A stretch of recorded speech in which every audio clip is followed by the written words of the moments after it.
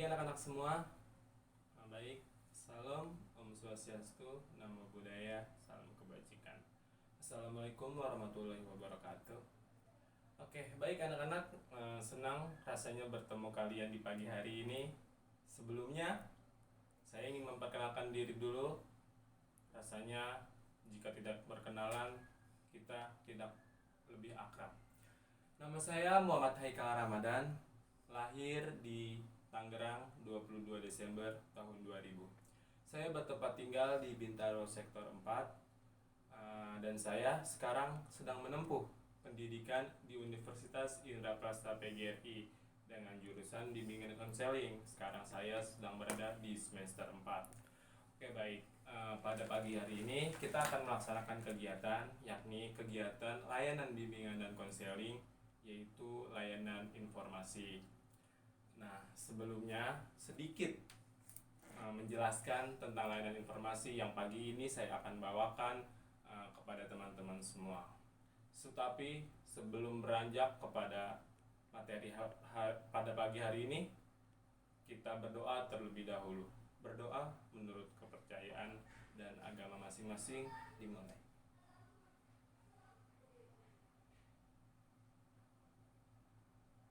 Berdoa selesai. Oke, baik anak-anak, apakah semuanya sudah siap? Baik, rasanya saya senang sekali kalian semua pada bersemangat di pagi hari ini. Oke, layanan pada pagi hari ini yang saya akan bawakan ialah kepekaan diri dan isu sosial. Pengertian kepekaan diri dan sosial secara harfiah, istilah kepekaan berasal dari kata peka, yakni yang berarti mudah merasa atau mudah terangsang. Montessori menyebut kepekaan ini sebagai periode sensitif yang dialami oleh seseorang. Montessori mengatakan, selama periode tertentu, anak memiliki kepekaan, sensitivitas terhadap unsur tertentu yang memaksa dia untuk memfokuskan perhatiannya pada aspek tertentu di lingkungan ini. Kepekaan diri dan sosial merupakan kemampuan untuk merasakan dan mengamati reaksi-reaksi yang terjadi di lingkungan sekitar kita, serta perubahan-perubahan orang lain yang ditunjukkan baik secara verbal maupun nonverbal. Seorang individu diasah dan ditempa untuk mengenal nilai-nilai moral atau nilai-nilai buruk, nilai-nilai yang tidak pantas atau nilai-nilai yang tidak pantas, sikap yang membawa kepada keberhasilan, baik itu positif maupun negatif. Pola perilaku yang mengakibatkan kegagalan, tumbuhnya kepekaan diri dan kepekaan sosial tersebut selanjutnya akan membentuk kepribadian. Nah, kepribadian ini, kepribadian diri antara lain peka terhadap ekspresi wajah dan perasaan, pikiran dan pendapat, dan lain-lain sebagainya. Sedangkan kepekaan sosial, contohnya peka terhadap berita di media massa, media sosial ya, contohnya perilaku yang ikut-ikutan, gosip, dan fitnah, serta pergaulan apapun itu, isu-isu yang berada di lingkungan. Nah, yang kedua ada menumbuhkan kepekaan sosial agar kita mampu menumbuhkan kepekaan sosial diri sehingga kita menjadi pribadi yang asik diajak bergaul oleh siapapun. Nah, menyadari bahwa kita tidak bisa hidup sendiri, salah satu penyebab kepekaan sosial itu sendiri, karena orang itu sering menyendiri dan tidak mau berbaur yang lain. Ia adalah dalam sebuah lingkungan. Itu adalah contoh orang yang tidak peka terhadap lingkungan atau sosial, tetapi ia tidak pernah mau untuk berkumpul bersama dengan orang-orang yang ada di dalam lingkungannya. Di tiap kegiatan, di tiap ada organisasi atau suatu yang ada di masyarakat, itu kegiatan yang diadakan di masyarakat, ia tidak pernah hadir, cenderung tidak mau hadir. Di mata Tuhan sendiri, kesendirian adalah hal yang tidak baik. Kesendirian akan menjadi manusia yang tidak memiliki penolong yang sepadan. Sebab itu Tuhan menciptakan manusia dalam sebuah kebersamaan dengan manusia yang lain. Karena itu dalam rangka membangun kepekaan sosial diri, keluarlah dari kesendirian itu, keluarlah dari zona nyaman agar kita bisa berhidup bersama dengan orang-orang yang ada di sekitar kita. Terus penyebabnya juga bukan, terus bergaul dengan sebanyak-banyaknya orang, berjumpa dengan sebanyak-banyaknya orang.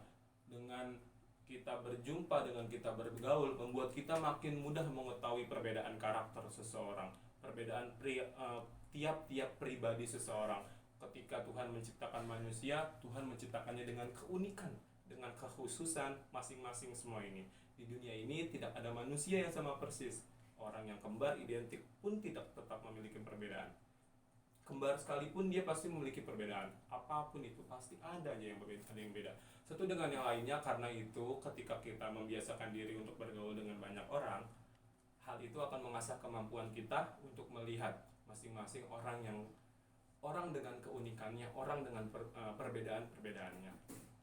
Terus selanjutnya memperhatikan dan memperbaiki cara berbicara kita. Cara berbicara adalah hal yang perlu untuk kita perhatikan dalam hidup bersama orang lain. Ketika kita berconversation, ketika kita menghadapi seseorang dengan lawan berbicara kita, kehidupan sehari-hari itu berselisih dan bertengkar. Karena cara bicara yang tidak menunjukkan kepekaan terhadap orang-orang yang ada di sekitar kita, itu membuat kita menjadi malah berantem atau bertengkar. Nah, dalam organisasi akan mengasah kita tuh untuk memiliki kepekaan dalam mengutarakan ide-ide dan pendapat. Dari banyaknya seseorang yang ada di dalam organisasi tersebut dengan perbedaan pendapat, perbedaan isi otak dan lain sebagainya, tapi bisa dijadikan satu untuk menjadi kepada tujuan bersama.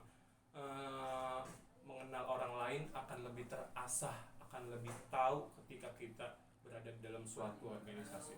Terus ada terlibat dalam kegiatan sosial. Nah, kepekaan sosial sendiri ini kita harus terlibat dalam kegiatan sosial apapun itu yang ada di lingkungan sekitar kita, di kampung kita contohnya, atau kecil lah deh kita sebagai warga.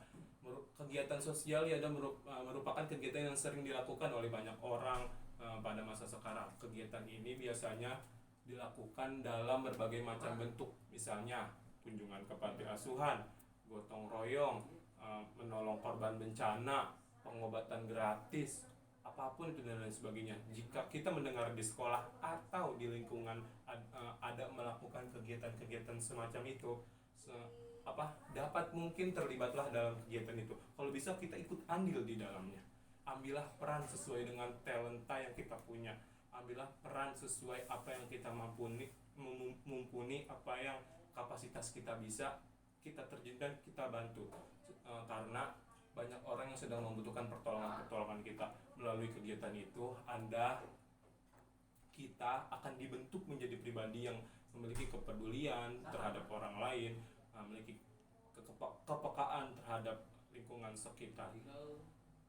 Terus selanjutnya mengembangkan empati. Nah, empati merupakan kemampuan untuk merasakan dan memahami perasaan orang lain. Kunci untuk memahami perasaan orang lain adalah mampu membaca pesan nonverbal seperti nada bicara, gerak-gerik, ekspresi, terus wajah, mimik muka dan lain sebagainya. Terus yang keempat ada memahami emosi pribadi agar bisa memahami emosi orang lain. Sebagai manusia tentu kita pernah merasakan berbagai gejolak-gejolak emosi. Kita sering merasakan senang, merasakan sedih, marah, kecewa, takut, kehilangan, stres, dan lain sebagainya.